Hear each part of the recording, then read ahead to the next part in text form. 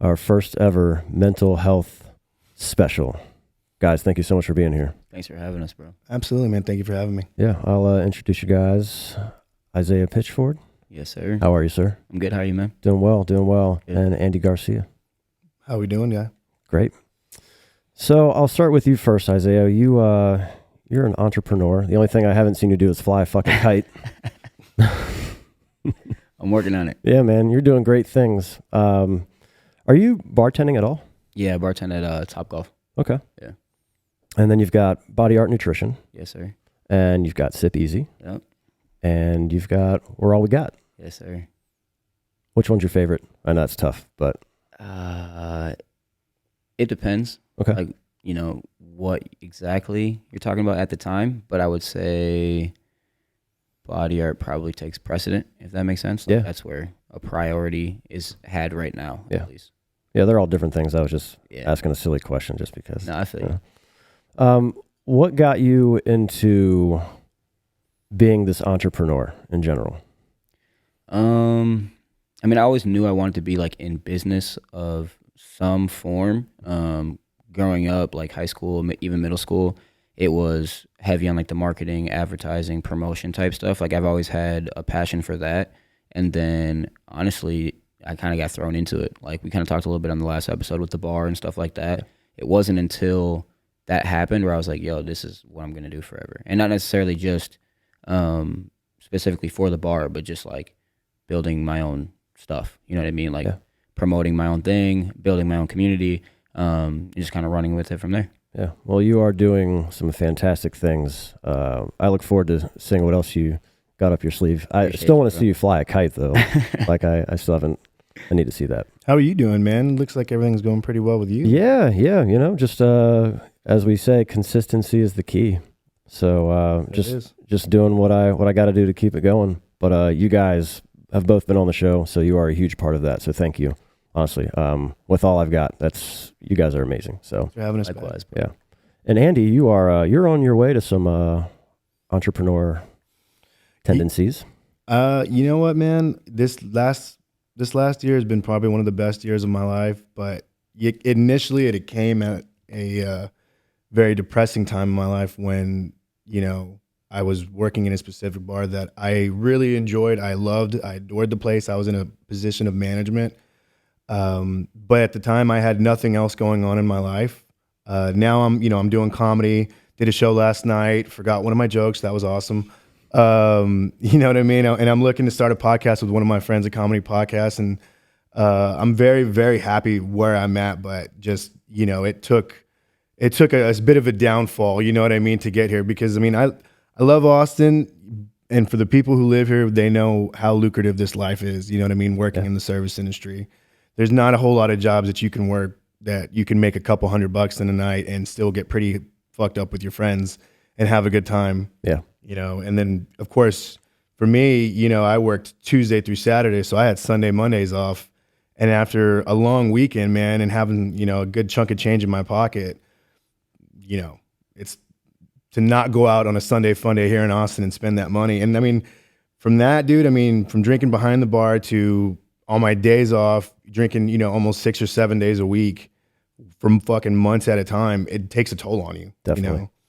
But I wouldn't have even started doing comedy. I wouldn't have even started thinking about doing my podcast if I hadn't, lost that job essentially, which at the time was very depressing. And I feel like I had screwed up, but it was the best thing that ever happened to me. And I think the reason is because I had nothing going on in my life at the time when I was working at that specific bar that like everything bothered me. Like I look back on some of the things that upset me that would piss me off about that job. And in reality, they weren't a big deal at all. But since I had nothing else, the bar was what I would eat, breathe, and sleep. I would take those problems home with me and I would still, sit on them when in reality, they weren't a big deal. But that was the only thing that my life was all about at the time. I was there 24/7. Yeah. It shouldn't have bothered me. And I look back on it and I'm like, that was embarrassing that I let so much stupid things get to me. But if I hadn't had done that, I wouldn't even be in the position that I'm in now, which is doing something that I genuinely love to do. Yeah. And that's a big thing. Anybody listening, when it seems like things are at rock bottom, you have the opportunity to change that shit around. You really do. And sometimes it takes these things happening to you for you to blossom into something else? You got to have, I feel the most important things, you got to have something else that's going to get you out of bed, you know, and then that's not even just with the service industry, but that's with any job. You shouldn't let your job be on your mind 24 hours a day, 7 days a week. You got to have other things that you got to want to do. Because if not, I mean, it's just, you're just going to sit in an endless cycle of just thinking about work and just waiting to go to work. And, you know, for me, the money was super good. So that's all I thought about for the longest time. But, you know, in reality, it was, at the time, I thought I made a huge mistake when I lost that job. But in the long run, it has been the best thing that's ever happened. I needed to get out of that. You know what I mean? So, you know, I have a lot of things that keep me busy now, man. So I'm happy. You know, I'm a happy boy. Oh, I'm happy for you. Super dope. Isaiah, We're All We Got. Explain a little bit of that. For sure. We're All We Got is a mental health brand, company, whatever you want to call it. We do streetwear. We have events that we host. The big thing is events in a way that is going to allow us to not only raise money, but also just promote mental health. And that's in, you know, any community possible. Right now, I'm trying to make it project-based. And so as opposed to just donating, you know, this money to random big nonprofit organizations, we try to find something that's going to have an actionable change. And so right now we're raising money for a nonprofit called the Hope Booth. They take old phone booths and they have turned it into this immersive, interactive mental health resource. And they put them across the country in different areas. And basically you can go up to it. It's free for anyone to use. It literally looks just like a phone booth.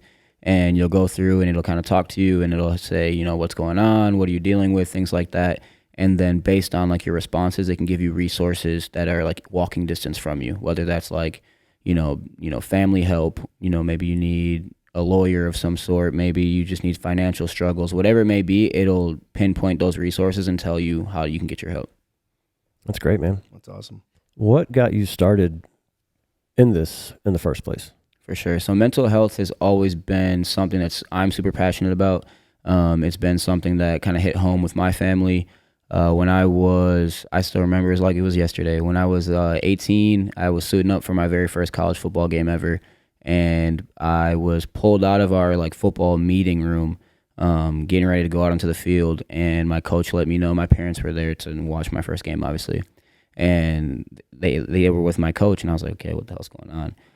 They let me know that my cousin, who was honestly my best friend growing up, committed suicide. He took his life, and I had just seen him like 2 months later, or 2 months before, leaving for fall camp and going to college and all that whole good stuff. Sorry to hear that, brother. Appreciate it, man. And it put me in a dark place, as you can imagine. And from then on, I just knew that it was something that I would have to be vocal about. It was, like I said, it was always something I was passionate about, always something I dealt with, but I was never like the vulnerable type. I was never open about it on social media or even just in conversation. And from then on, I knew it was something that I had to openly promote. And so kind of, took that on as I went through college and growing up and stuff like that. When I had my bar, I would host events and do fundraisers and wanted to make sure people knew like, hey, this isn't just a business. It's a place that cares about the community and wants to do good and things like that. And I have a good friend, Junior, who I was working with a different company doing mental health projects and stuff like that. And there just wasn't really a lot of room for growth in Austin or places outside of where they were located. And my friend Junior was like, bro, you just got to start your own. Like, why not? It can start small. You can do this and that. But just kind of go from there. And so we just held our first event on Sunday.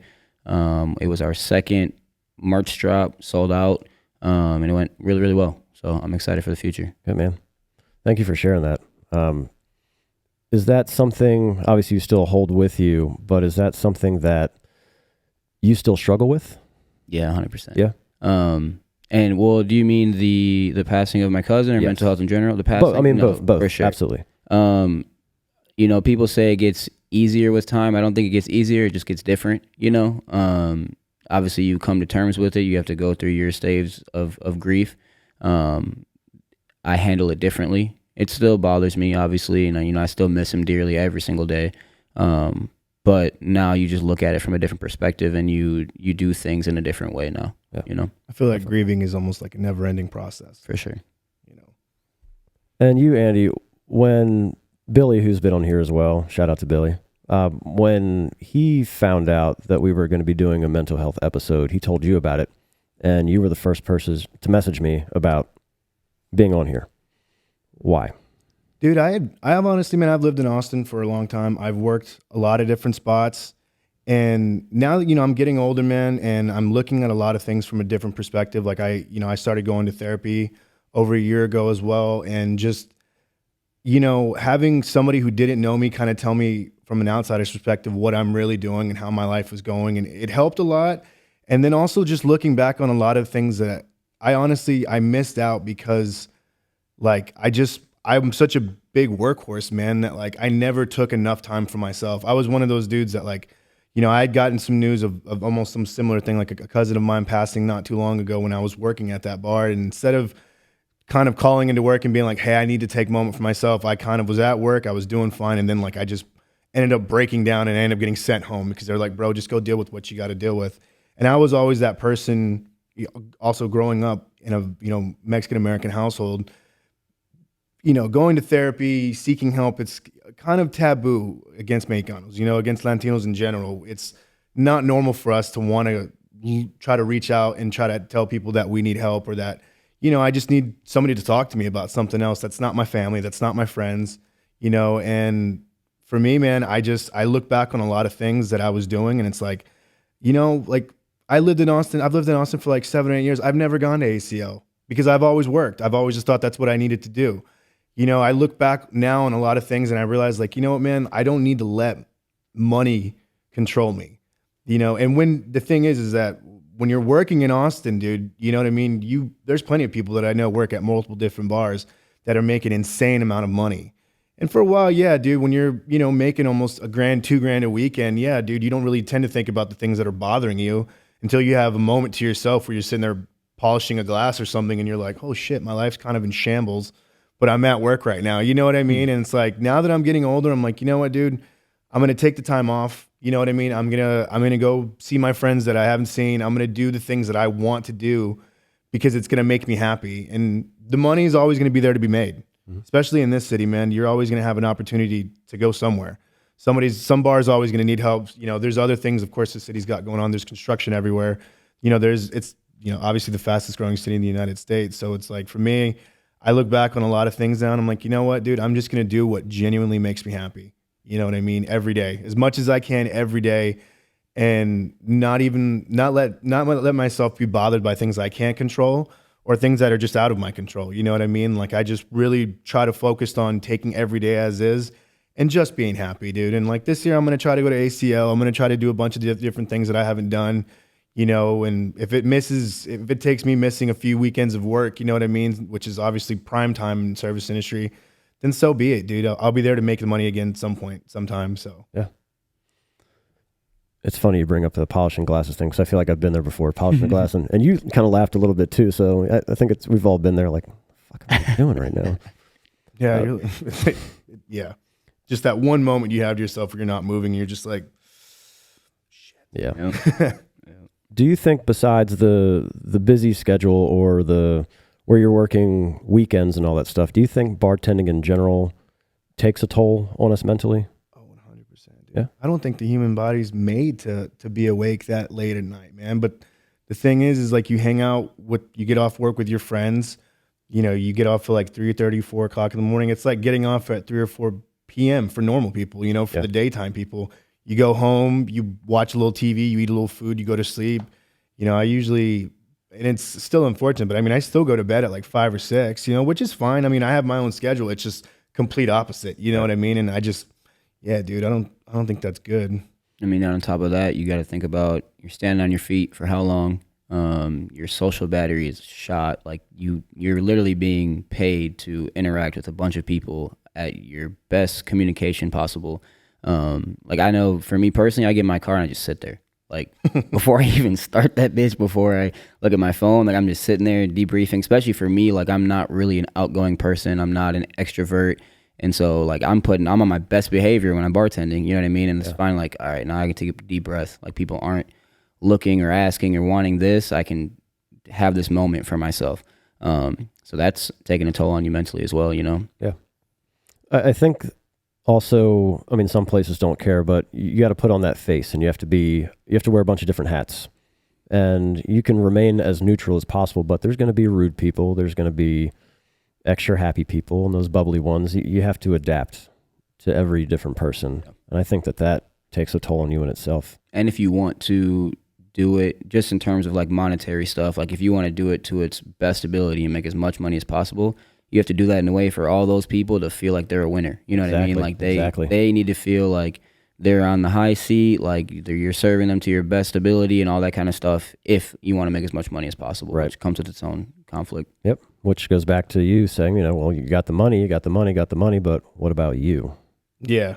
And that's kind of the same thing, man. Like you get in your car, you turn it on for a second, you drive home with no music on, you know what I mean? Like you just, and then, for a while, like if you don't have, and I'm very fortunate because I have a significant other who also works not only in the service industry as well, but also works at the same bar with me. So we do hang out, we do go home together, we do get to work together, and we work in a very different environment. We work kind of like in a neighborhoodly bar, and it's very, it is very nice, but, at the same time, it's just, it's the service industry, man. You get tired. You get tired of people asking you questions, and it's enough in itself, man.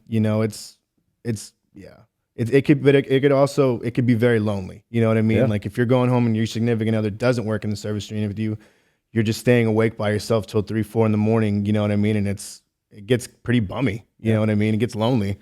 Or the ones that don't want to be with someone that's in the service industry because of their hours, then you're also alone too in that aspect of it.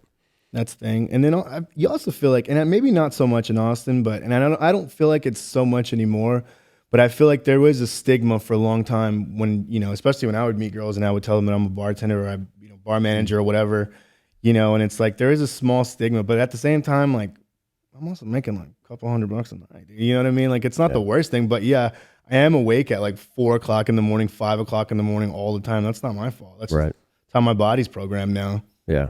I think that the schedules that most bartenders work, you have it a little different because Topgolf isn't open super late, right? No, we close at 1 on the weekends, and we have summer hours, so we close at midnight during the week. Okay. Normally it's 11, but for some reason they think the summer is going to be busier. Yeah. It's not. So it's different for you. Also, you have a bunch of other things going on where you have to get up. Yeah, I got to get my ass up. But bartenders aren't seeing the daylight a lot of the times. The nighttime grinders, they're not seeing, it'll be, 2, 3 before you even step outside, unless you have an animal, but you're still just like, all right, hurry up and pee, and then we got to go back in. I think that plays a big part as well. 1,000%. Water, how much are you eating during your shift? Yeah, all of that stuff, especially if you get home. We've all done it. We eat when we get home after a long shift. That shit's not healthy. Yeah. No, not at all. I don't care what your body clock is. Yeah. That's eating before you go to bed is not healthy. Or just going that long without food. You know what I mean? Yep. So how does somebody fix that?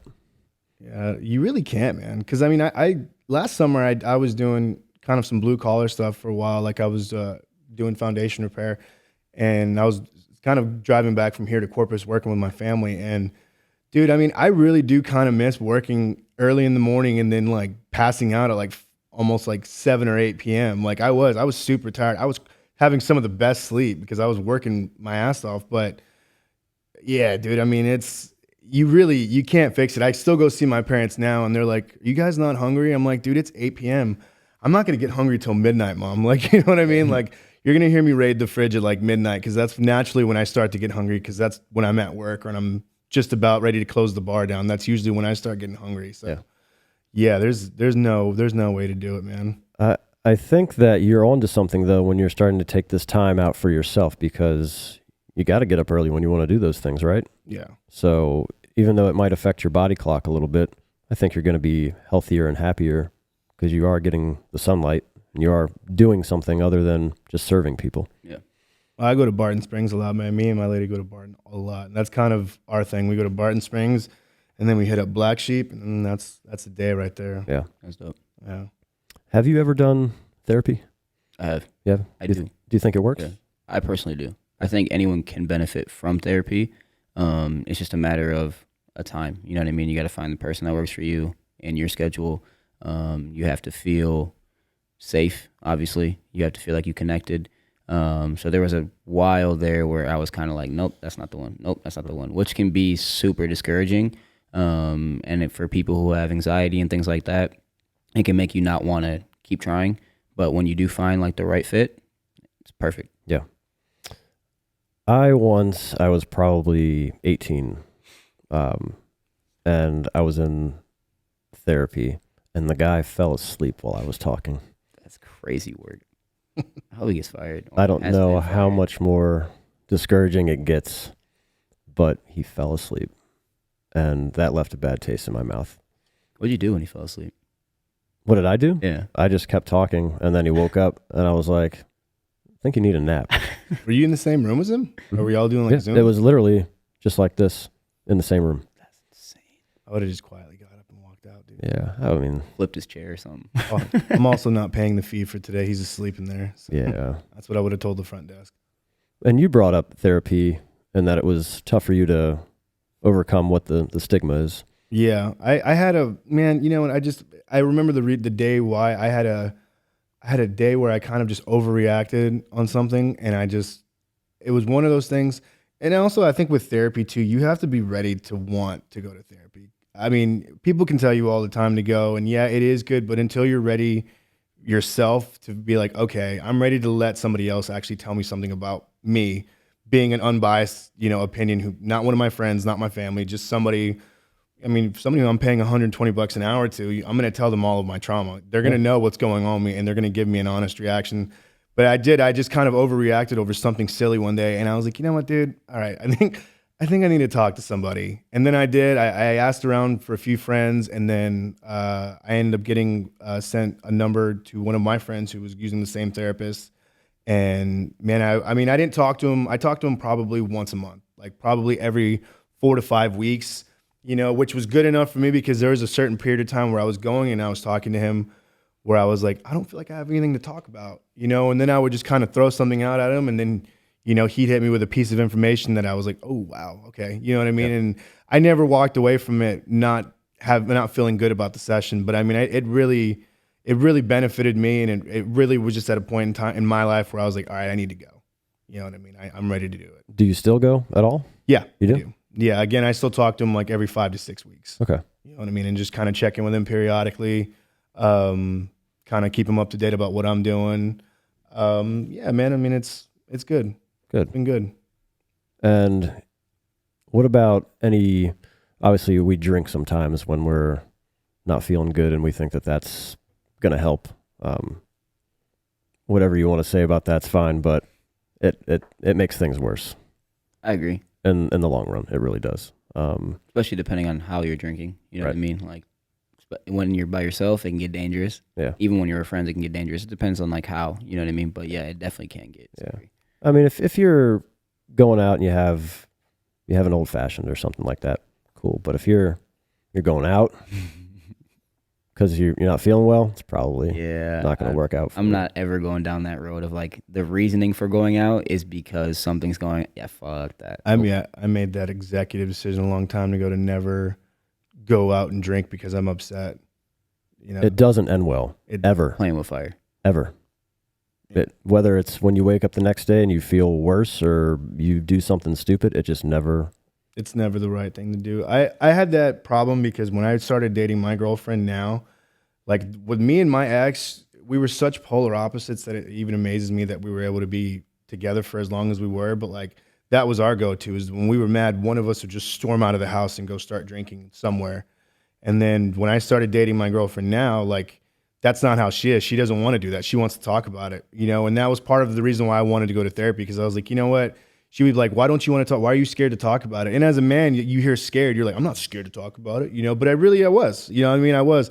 I would just try to leave. And I was like, you know what? I've made a promise to her and myself that I was like, you know what? If I am mad about something, I'd rather deal with it right now instead of me trying to go drink and booze and get pissed off, you know, and then try to come home and talk about it later when I'm drunk or when we're drunk. It's never the right move. So that's something exclusively that I've tried to work on for the longest time. We've been together for over 2 years. I've made that a promise to her and myself that I'm like, I'm not going to leave the house with the intention of going to go booze. But yeah, in moderation, yeah, dude, like you had a rough day, you know, you want some time to yourself, you know, whatever, dude, go have a cocktail, you know, if it's meant for more relaxation than de-escalation, then yeah, I'm all about it. Yeah. You know, there's nothing wrong with that. What about medicine, guys? Do you guys believe in taking any type of antidepressants or anything like that? Herbal medicine, baby. Yeah, that's your medicine. That's it. There's definitely a space for it. Like I know people who do and who have, and I definitely think that it's something that is stigmatized that probably shouldn't be, but there's also not a lot of information out there about it. I personally never have, not because of any reason other than I feel like I didn't have to. I've never been prescribed to. No one's ever, thought that I should, and so I haven't. But I know that people do, and it does help certain people. Yeah. And you're still in the herbal medicine. You know, I never really was a pill person, man. I never got into it. I never really knew that many people, even so, that did it, man. So, I mean, if antidepressants work for people, then yeah, I'm all about it. I mean, I think there is probably a weird stigma around it, but for me, I've never felt the need to need to take anything, man. I'm a pretty happy-go-lucky person as it is. Yeah. I do get in my head about some shit sometimes, but just a breather and maybe a quick little toke of the joint, I'm cool, man. I'm pretty calm. That's healthy. I like it. Yeah, dude. 100%. What else would you recommend for people in the service industry? If you've got therapy and your medicine. I would say, dude, some form of, and I'm saying this because I used to coach, I still do, and it's been quite some time, but boxing, kickboxing, MMA, jiu-jitsu, anything that is, and there's a lot of friends that I know that lift weights, man, and I have some friends in the bar that are jacked, you know what I mean? And that's also very good too, but I think something that can help you get your anger out. Because that, for me, when I was still coaching and doing the bar, it was a very split schedule because I was waking up very early in the mornings to coach private lessons and classes, and then going to the bar in the evening. So it did take a toll on me for a while, and I couldn't do it. But it was some of the best therapy that I could do was, going and literally punching and kicking and, doing jiu-jitsu. If you're into that, if you like that aspect of martial arts, then do it. I think that is something that you can just get your stress out, man. You know what I mean? And a lot of people, especially in the service industry, especially here in Austin, it's just booze. You know what I mean? Yep. So something physical that gets you to sweat and gets your blood pumping, yoga, tennis, anything. Physical activity, I feel like, is the most important. Yeah. I've taken a break from boxing and doing martial arts because I love the sport. But what is that saying? Like, if you want to hate something you love, you turn it into a job. Or hate one of your hobbies, you turn it into a job. It's kind of what I did. I've done it for so long. I started coaching when I was like 16. So I'm giving that bit of a break. But I've been lifting weights, and I'm generally having fun doing that again. You know what I mean? So physical activity, yeah, for sure. How about you, Isaiah?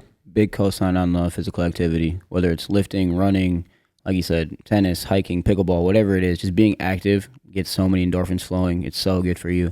On top of that, I would say, we kind of touched on it earlier, but sunlight, just being outside, like whether you're reading outside, taking your dog for a walk, any of that, like the science shows what that's going to do for you physically, mentally. Yeah. And then honestly, I think community is big, man, whether it's social interaction, join a club, like meet people outside of who you work with and get in different circles and just create other relationships. It'll do a lot for your life. Yeah, you've got a run club too. Yes, sir. So you can plug that. Hey, Mondays, lift ATX, 7 p.m., pull up on us. We just hit 50 yesterday. It was super cool. That's awesome. I'm gonna have to jump in on that for sure. It's a good time. Yeah, man. We even got walkers that come too, so don't feel like you got to be any like super crazy runner. Like we have like 6 or 7 people. They just get together. They walk the same route. It's a good time. What's the distance on that? So we do 3 different routes because we are super big on like, this is not for just super advanced runners. Like literally, we have advanced runners, but we have, like I said, people who walk. So we have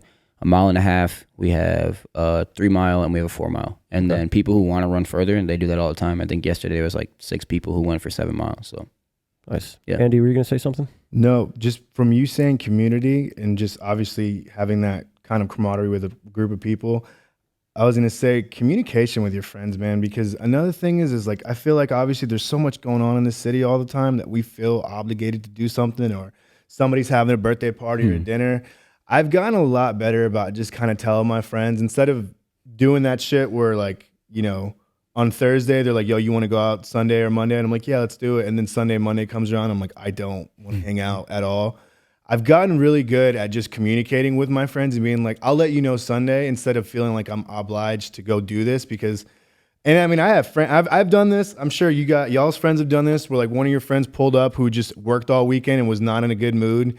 And you can clearly see it on their face that they don't want to be there. And a part of you is just like, go home, dude. Like, yeah, I've been that dude before too. I'm like, I have a birthday party to go to because for one of my friends, I said I'd be there. I worked all weekend and I'm just having the least amount of fun out of everyone there. So just if you need a day, and I think having a lazy day, having a day where you just sit at home and just either go work out, do the thing you want to do, read a book, do whatever. Just take time for yourself, dude. I made the biggest mistake for the longest time of never taking time for myself, and I missed out on a lot of shit. And I either put myself in predicaments that I was either upset in or just grouchy, and I was just a vibe killer, or I just wasn't, I wasn't up for it because I didn't take care of myself first. So communicating with your friends, I love you. I'll see you at another time. Let's go to dinner this day or whatever. But Sunday, bro, I need to chill. I need to sit at the house and not do shit. Because I did this past Sunday. Me and my girl went out. I invited some friends. Sundays are usually kind of our day. They stressed me the fuck out.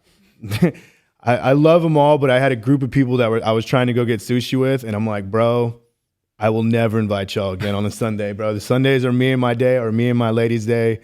Y'all are stressing me the fuck out. Two of y'all want to go get hammered. One of y'all wants to go somewhere else. I'm like, all right, dude. I know I love you guys, but I think I'm gonna need next Sunday is gonna be a day for me. Yeah. It's funny you say that because I'm single, very single, and I always joke around with my homies, but it's like, it's a joke, but I'm low key being for real. I'm like, hey, when I find a girl, y'all not gonna see me. Like, I'm gone. Come on, dude. Yeah, there's nothing wrong with that, man. There's nothing wrong with that at all. What would you guys say if there's someone behind the bar that doesn't have anybody, but they feel the way that we have felt before? I know there's therapy. I know they can go on walks, but they don't have anybody to talk to. And you're talking about like an employee, like they're a bartender or a server or whatever. Yeah. But and then we don't have to work with them. This is just in general, someone that maybe is tuning into this that is looking for something else. Is there anything else out there right now that you could think of that could help them? I'm super big on community, bro. So I would say specifically here in Austin, like if you're or there's different cities that they're in as well, but there's an app called Sweat Pals, and it just basically shows you a bunch of different clubs, pickleball. It's not always active either. Like there's like book clubs and, stuff that meets at like wineries and all sorts of stuff. And like, I feel like even though it might be intimidating, especially for people with anxiety, like if you can find it in yourself to just show up, like just pick one that looks interesting, and whether you have a friend who will go with you or if you're truly by yourself, if you can bring yourself to just go, that'll do a lot for you. Perfect. That's perfect. That's great. Yeah. And then I think another thing, man, would just, if for that person behind the bar, think about who you are if you were to take that bar away. You know what I mean? Think about who you are if you were to take that bar away. Who are you? What do you like to do? Do you like to paint? Do you like to draw? Do you like to, like I said, tennis, pickleball, any of that stuff? And then just make the time for it, man. Because again, for the longest time, I didn't know who I was without the bar, because being a bartender and being a bar manager was all I was. Yeah. And like I said, when I had lost that job that I really enjoyed, I was super depressed because I thought I messed up something really good. But in reality, it was holding me back from doing what I wanted to do.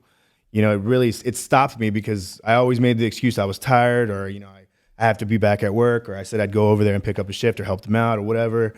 But when I actually took the bar away, when I stripped it all down, and I was also, like I said, working in Corpus and kind of picking up jobs and just literally thinking, what about the next part of my life? What am I going to do? I realized, I'm like, okay, dude, I've always wanted to do stand-up. I've never done it. I've never made time for it. I've been writing jokes. Let's go do it. And like a week later, to make myself feel bad about losing that job that I thought I, needed so much, I went and did my first stand-up comedy set. You know what I mean? And I did great. I mean, to my opinion, I did great. There's a couple people that left. But all that matters. You won. But at that moment, dude, like, at that moment, after being depressed for like literally 2 weeks straight, and worrying about money and how much, trying to compare what I'm going to make, you know what I mean, to what I was making, and just stressing about that, I just was like, all right, you know what, I'm going to go do something for me. And it was so much fun, and I had so much fun. And I was like, okay, dude, now instead of building my life around work, I'm going to build work around my life, and I'm going to use the service industry for what I need it to, which is just fast money, easy, fast, consistent money. And now I have a job where I have the perfect schedule, but I have my schedule set to what I need it to do. You know what I mean? I have my Sunday Mondays off. I have my Sunday I can spend with my lady. I have Monday I could spend by myself because she works. And I have Wednesdays, you know what I mean, that I'm going to start doing my own thing. So I stripped everything away, and I just was really into, well, who am I and how am I going to get to where I need to be? And for the longest time, what was hindering me was the fact that I just wanted to work. I wanted to be the guy that you can call and rely on, you know what I mean? And just, I'll take your shift. Yeah, whatever, dude. You guys want off? You got a friend's birthday to go to? I should have been the one taking off for my friend's birthday, but I was usually the guy picking up your shift. You know what I mean? So just figure out who you are. If you strip everything else away, you strip your job away, who are you? What makes you happy? How can you do it every day? It's a great point, because a lot of people, they will strip that away and they don't know a damn thing about themselves. Yeah. They know nothing because all they've done is work. And I've been guilty of that before. I used to work every holiday. Yep. Same. Didn't matter. I didn't do anything with all of it. Yep. All of it. So I get it. So both of you have amazing points. And that's why we're here. So Hell yeah. it's awesome. You guys want to add anything else, or should we wrap it up? No, Oh, man, I think that was good. good. Thank you for having me, brother. No, thank you for being here, both of you. I think mental health is it's overlooked in a lot of cases, and I know that May is Mental Health Awareness Month, but I think every month, every fucking day is Mental Health Awareness Day. 100%. So, Isaiah, do you want to let people know where they can find? Yeah, we're All We Got. It's on Instagram, word.allwegot. That's where you'll find pretty much all of our information, whether it's upcoming events, the merch we're dropping, and just really good resources and content based around mental health and promoting a healthier lifestyle. Great. You don't have a page yet for your comedy, do you? No, man. It's just Guacamole Sad Boy on Instagram. Just got to get some more stuff uploaded, man. I'm taking it one day at a time, man. Certainly. One day. Certainly. That was one thing that I heard not too long ago, was just like, because I have a friend of mine who's been sobriety. He's been sober for 2 years. He's a really good friend of mine, and just something that I know he's heard, and I think he had told me at one point, was just one more day. Just keep going for one more day. You know what I mean? Keep doing. Just take it one day at a time, literally. And I know that's a very old generic thing to say, but I tried not to get too far ahead, and I tried to not have anxiety in the unknown. I'm taking every day as is, man. And I'm just trying to be present. So yeah, and love yourself without a doubt. Even if you've had a bad day or you think that you did something wrong, do your best to just look in the mirror and love yourself and give yourself a chance. I think that is huge. 100%. So, well, thank you very much, guys. We'll stop there, but I do want to do this again soon. If y'all are down, we'll just check in on each other, and if we have anything new to share, we can do that. Anytime, Absolutely. bro. Anytime. Very nice to meet you, Isaiah. Likewise, man. Take it easy, bro. For sure. Cheers, guys. Thanks, buddy.